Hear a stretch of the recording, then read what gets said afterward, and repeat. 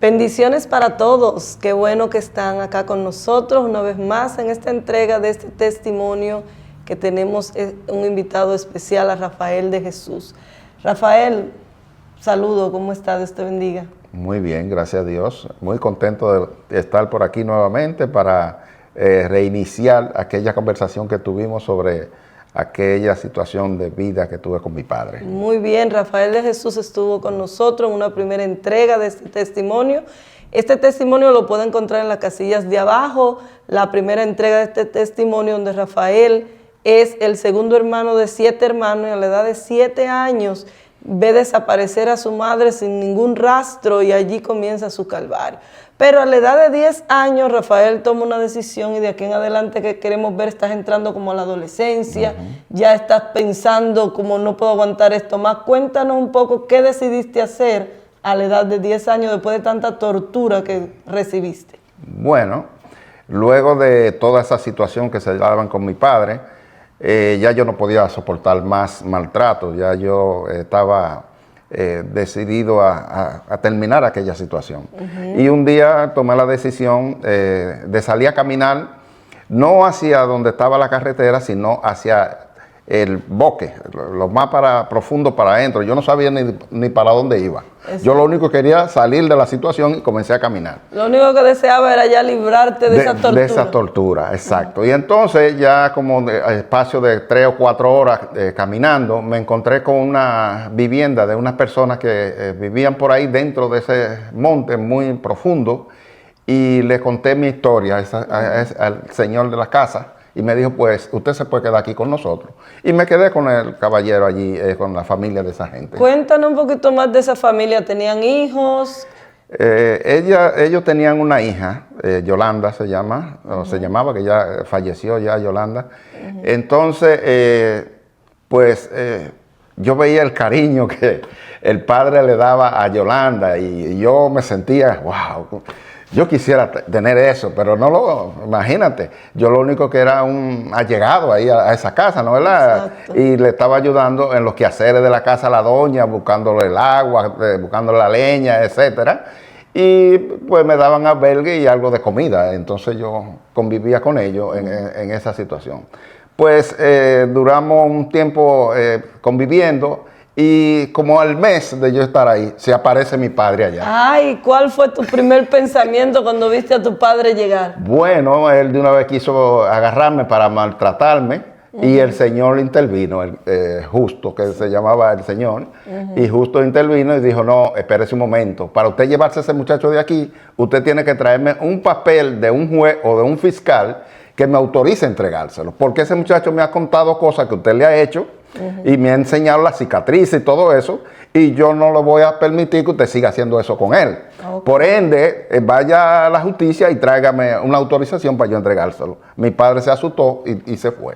Y se fue porque me imagino que él diría en su mente, si yo voy a la justicia, el que puedo quedar preso soy yo. Exactamente. Exactamente. Sí. Entonces, debido a eso, cuando mi padre regresó, que le contó a mi hermano, que donde yo estaba, pues mi hermano también abandonó a mi padre y se fue para allá, porque vivíamos 3, mi hermano menor, que me seguía a mí, y mi padre y yo, pues mi hermano fue para donde yo estaba. Pero ¿okay? me imagino que no le dijo nada a tu papá, porque se le había dicho. No, se apareció allá, se apareció allá. Entonces eso creó una situación que mi padre entonces se sentía solo, y decidió vender la propiedad donde nosotros vivíamos, porque tú sabes que ahí en ese lugar donde vivíamos nosotros 3, ya habíamos sembrado muchos árboles frutales, muchas cosas, y él decidió vender esa propiedad. Y cuando vendió la propiedad, fue donde yo estaba, con una historia de que él había comprado un puesto en un mercado en Santo Domingo, que es la capital de nuestro país, y él quería que yo me fuera con él a atender el puesto que él había comprado. Entonces él iba a comprar víveres y eso en el campo y me lo iba a llevar allí para que yo lo vendiera. ¿Y qué promesa te hizo? ¿Cuál era tu beneficio de irte con él? Bueno, ¿te presentó? Él decía que así podíamos vivir mejor, no pasando trabajo en esos campos, donde era mucha miseria, mucha situación difícil de vida, ¿no? ¿Verdad? Donde no había energía eléctrica, no había agua potable, no había nada, ni un radio para escuchar una emisora, es decir, algo muy traumático, ¿no? Entonces, yo no quería irme, pero la persona donde yo vivía dice, pero eso suena bien, ¿por qué no te vas con él? Y trata a ver si eso funciona así. Es decir, en otras palabras, darle una oportunidad, Sí, exacto. Vamos a ver Vamos a ver. tiempo pasó entre que tú estabas allí y él volvió a darte esta oferta. Alrededor de un año. Ok, un Sí, año. exacto. Ya tu cerebro se había acostumbrado a la tranquilidad. A la tranquilidad, me la imagino. paz, sí, exacto, sí. Ok. Pues entonces, cuando él, yo decido, bueno, pues como me están aconsejando que me vaya, yo era ya un joven de 12 años, algo así. Entonces yo decidí irme con él. Eso fue un sábado, recuerdo yo, un sábado en la tarde. Me fui con mi padre a realizar eso. Mi padre compraba los víveres y yo me los ponía al hombro y los sacaba a la carretera donde lo podía tomar el vehículo.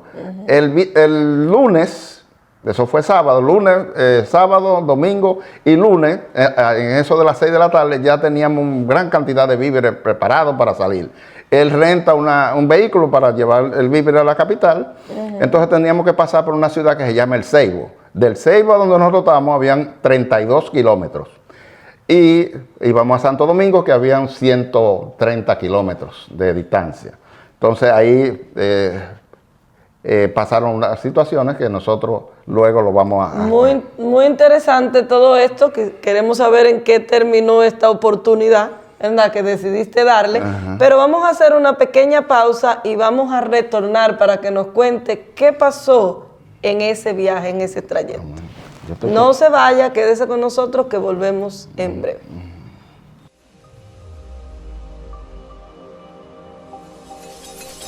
Estamos de regreso y antes de la pausa, Rafael de Jesús nos estaba contando que tomó una oportunidad para darle una oportunidad a su padre, ir con él a un nuevo negocio que parecía prometer mucho y salir adelante. Pero vamos a ver qué pasó en el camino. Nos contabas que iban entonces en ese vehículo y tenían que pasar por el Ceibo. Sí, bueno, entonces nosotros salimos como eso de las 6:30 del lugar hacia la capital, Santo Domingo. Y del Ceibo a donde nosotros estábamos habían 32 kilómetros. Llegamos como eso de las 7:30, 8 de la noche al Ceibo. Okay. Y el chofer se paró en una bomba de gasolina para ponerle gasolina al vehículo. Papi iba junto con el chofer en la cabina adelante y yo iba detrás con los víveres. Papi se apea de allá y viene y me dice, bueno, mijo, no tengo dinero para seguirte pagando el pasaje, quédate aquí y devuélvete. En ese momento no me suministra dinero para el pasaje, para regresar, ni cena, ni nada, sino que me deja ahí que yo decida comenzar a caminar para atrás esa noche, para allá, para el lugar de donde habíamos salido, 32 kilómetros. 32 kilómetros. Entonces, en ese momento se me puso la cabeza a mí de este tamaño, porque yo no conocía el lugar donde yo estaba, el Ceibo, yo nunca había estado ahí. Nunca habías ido al Ceibo. Al Ceibo, entonces yo dije, wow, ¿y qué voy a hacer ahora? Entonces, recordé que había un tío mío, hermano de mi padre, que vivía en el Ceibo, que yo había escuchado que vivía en el Ceibo. Okay. Entonces, mi tío era una persona adinerada, entonces tenía propiedades y tenía vehículos. En ese entonces, poca gente en el país tenían vehículos. Okay. Entonces yo le pregunté al muchacho de la bomba, ven acá, ¿tú conoces a Domingo Núñez? Me dice, sí, él vive para allá, para los platanitos. Le digo yo, pues déjame ver si lo localizo. Comencé a preguntar dónde quedan los platanitos y comencé a preguntar por Domingo Núñez, como era un hombre conocido. Sí, exacto. Pues fácilmente llegué a la casa de él y ya eso de las 9 de la noche ya yo llego a la casa de Domingo Núñez. Ellos se sorprenden, muchacho, ¿y qué haces tú aquí? Y le cuento lo que sucedió. Me quedé ahí en la casa de Domingo la semana, eso fue lunes. Me quedé en la semana completa allí y el sábado llega un vehículo pitando la bocina allá frente a la casa de Domingo. Aquí hay un muchacho que se llama Rafael de Jesús. Sí, venga, que el padre lo mandó a buscar. Ahí voy yo para allá. Cuando llego a donde mi padre comienza a maldecirme, a decirme muchas cosas, a insultarme. ¿Pero a dónde te llevó el vehículo? Allá ¿A la capital del país? No, ¿A la casa? Al campo, allá otra vez. Ok. Y cuando llego allí donde mi padre comienza a insultarme. Entonces yo le dije, mire, espérese un momento. Vamos a hacer lo siguiente. Yo estaba muy tranquilo donde yo estaba viviendo con esta gente. No tenía ningún problema. Por ende, siga usted su negocio solo y yo me regreso a donde esta gente. Ah, es así. Digo, sí, así mismo. Dice, pues aquí te traes un pantalón y una camisa. Pues eso yo lo vendo para adelante, no te lo voy a dar. Me fui y regresé con aquella gente otra vez. ¿Okay? Pues seguí viviendo con ellos por espacio alrededor de 4 años más. ¿Okay? ¿Y tu otro hermano también estaba viviendo con un hermano de la persona donde yo vivía? Se quedó mi hermano. Se quedó ahí mismo cerca. Exacto, cerca. Entonces, pues llegó el punto de que yo ya entré a la adolescencia. Ya yo tenía alrededor de 16 años y ya yo era un hombrecito que tenía hasta un conuco. Ya yo había hecho una siembra. Sí, porque con todo lo que tú habías aprendido a hacer con tu papá, tú entonces tenías tu pedazo de tierra y estabas recogiendo y todo. Exacto, sí. Entonces, ¿qué sucede? Que en ese momento, pues yo me inscribo en la escuela, en ese lugar, y yo iba a la escuela en la hora de la tarde, en el horario de la tarde, y ya adolescente, usted sabe que los adolescentes llega el momento de tener una relación con las demás jóvenes. Se enamoran, ya las hormonas están más activas. Exacto, y entonces yo ahí tenía una de las muchachas que estaban en la escuela juntos, que supuestamente éramos novios. Salíamos de la mano, del curso, y siempre estábamos juntos. Pues ahí tuvimos esa cercanía de esa muchacha y yo, y entonces yo no sé si era que ella quería que yo me casara con ella o qué fue lo que sucedió, pero un día le dice al padre que yo la violé. Ella le dice al papá de ella que yo lo había violado.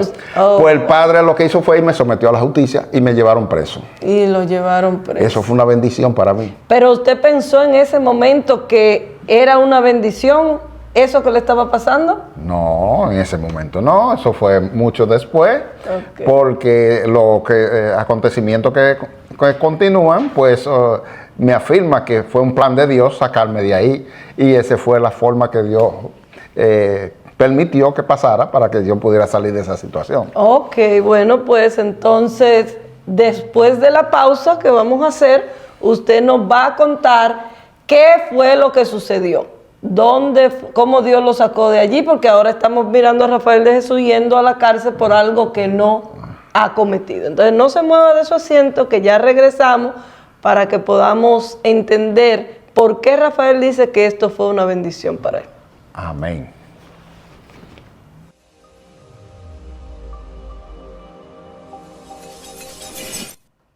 Estamos de regreso acá con Rafael de Jesús, quien nos ha estado contando su historia de vida. Y qué tremendo todo lo que ha sucedido. Y ahora mismo, antes del corte, estábamos hablando de que lo acusaron de algo, Rafael, que usted no cometió, y ahora se encuentra en la cárcel. Lo cual usted se dio cuenta que era una bendición, pero mucho más adelante. Cuéntenos entonces cómo terminó todo este proceso. Bueno, realmente al caer en la cárcel, me dicen que el comandante allí dice que al ser yo menor de edad, él no me puede tener preso, que hay que pasarme por el tribunal de la provincia, que era el Ceibo. Entonces ahí tomaron la decisión y vendieron mi conuco que yo tenía hecho, mi yautía, y de ese dinero que obtuvieron por la venta, le dieron dinero a mi papá para que fuera a la causa, porque mi papá ya no tenía dinero, ya él había malgastado todo el dinero que él tenía de la venta de la propiedad aquella.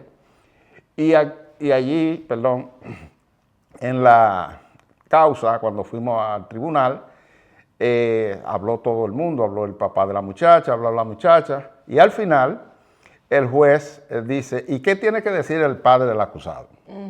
Ahí se para mi papá, con unas palabras muy convincentes, dice, señor magistrado, tengo para decirle que ese muchacho el cual dicen que es hijo mío, yo no lo tengo como hijo. Porque él, por no quererse someter a mis reglas, a mi disciplina en mi casa, se fue de mi casa y ahora anda por los montes, por ahí, robando, matando y forzando muchachas. Si ustedes lo quieren ahorcar, lo pueden ahorcar porque ese no lo tengo yo como hijo. Oh, Dios mío. Me cantaron 1 año de prisión, no para una correccional de menores, sino para la cárcel de los adultos. Y me introdujeron en aquella cárcel. Oh, Dios. Estando yo media hora ahí en la cárcel, el comandante de esa cárcel me manda a buscar a su oficina. Y cuando yo llego allí, él me dice, ven acá, mi hijo, ¿qué tan malo tú eres? Que un padre tiene que hablar ante un juez de la forma que tu padre habló. Ese señor no estaba ahí en el tribunal cuando sucedió eso, pero esa noticia corrió en la ciudad. Me imagino, en la ciudad, Sí. un padre pidió la horca para su hijo, Para que su tan hijo. malo que era. Exacto. Y yo le hice la historia a aquel señor y ese señor se le salían las lágrimas. Y dio duro así en el escritorio. Deja que ese hombre venga aquí preso por cualquier cosa, le voy a echar 20 años para que no sea fresco. Y llama a uno de los guardias, guardia, hazme el favor, ese muchacho no me lo introduzca ya junto con los demás presos, pónmelo a dormir en la barraca donde duermen los guardias y la comida que me le den, dénmele comida de la que ustedes comen. Es decir, ahí viste la gracia de Dios. Exacto, exacto. Entonces volvieron a llamarme al tribunal y ahí me cantaron 1 mes de prisión. Ya yo tenía 15 días, duré 15 días más ahí pasándola bien con los guardias, relajando, exacto, porque ya yo era un preso de confianza. Exacto. Entonces me soltaron y me quedé viviendo con mi tío en el Seibo. Ese fue el tío que conseguiste aquella Ajá, noche que estaba exacto, desesperado, sí. ¿verdad? Me Domingo Núñez. Ajá, Domingo Núñez. Ahí en esa época, viviendo con mi tío, su esposa solía llevarme a la iglesia católica. Okay. Y ella entraba para allá, yo me quedaba en la última banca y yo veía a la gente orándole a esos ídolos y yo decía, pero ¿y por qué esa gente le hablan a esos muñecos si no lo escuchan? Exacto. Yo en mi mente, yo no sabía nada de la Biblia ni nada, pero yo venían esos pensamientos. ¿Qué sucedió? Que un familiar de mi tío, de mi papá, se murió para allá, para el área de Higüey, y fuimos a la muerte de ese. Y tú fuiste acompañando. Sí, como parte de la familia. Ok. Y allí llega una hermana mía de padre y me ve. Y dice, ven acá, aparece uno de los hijos de Genia, que así es que le dicen cariñosamente a mi mamá. Pues yo me lo voy a llevar para la Romana, que allá que está su mamá. Mi hermana me agarra y me lleva para la Romana esa noche. Llegamos de noche a la casa de ella. Okay. Yo dormí esa noche en la casa de mi hermana. El esposo de ella era albañil, maestro constructor, y estaba haciendo una casa cerca de donde vivía mi mamá. Me levanta el día siguiente, temprano, y me dice, Rafael, venga, que lo voy a llevar de su mamá. Pues nos vamos, y cuando llegamos allá donde está construyendo la casa, me dice, ¿tú ves esas casas que se ven allá? Ahí, en una de esas casas que vive tu mamá. Ok, pues nos vemos, nos saludamos y me fui. ¿Y como qué edad tú tenías en ese momento? Prácticamente 17 años. 17 años prácticamente. Pues llego ahí temprano, a donde esa señora, una señora que estaba lavando unas losas ahí en una mesita frente a la casa, y le digo, buenos días, mi doña, buenos días. ¿Usted conoce una señora que se llama Eugenia de Jesús? Que así que se llama mi mamá. Exacto. Dice ella, ¿y qué tú quieres con ella? Digo yo que ella es mi mamá y yo la ando buscando.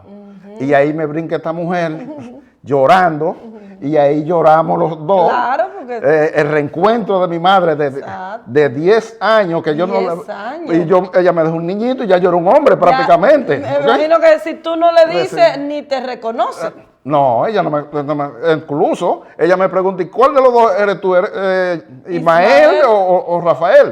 Porque todos los demás hermanos míos ya ella lo había recogido y solamente faltábamos nosotros dos. Faltaban ustedes dos. Exacto. Entonces, así fue que yo pude salir de aquella situación y regresar a donde mi madre. Y mi madre de una vez me envió a buscar a mi otro hermano allá al campo. Al campo, Es decir, quien vino por contigo eso, también. Sí, por eso yo digo que esa situación de esa acusación fue una bendición para mí, porque eso me llevó al reencuentro de mi madre. Es decir, que eso fue una bendición grande, porque de ahí en adelante mi vida cambió totalmente. Qué bueno.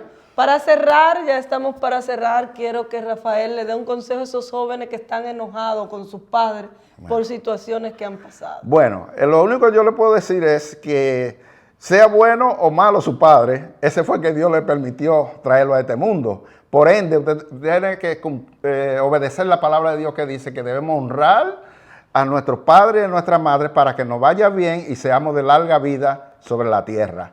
Porque usted no puede tomar la decisión de cambiar de padre. Ese fue el que Dios le dio. Por ende, llévese bien y obedézcale en el nombre de Jesús. Gracias, Rafael de Jesús, por estar con nosotros. Impactante testimonio. Quizá en otra ocasión podamos juntarnos y hablar de cómo terminó la vida de tu padre y tú honrándole a él porque nunca le guardaste rencor, sino que lo honraste, y podamos ver cómo te fue en la vida. Y a ustedes que nos han visto, gracias.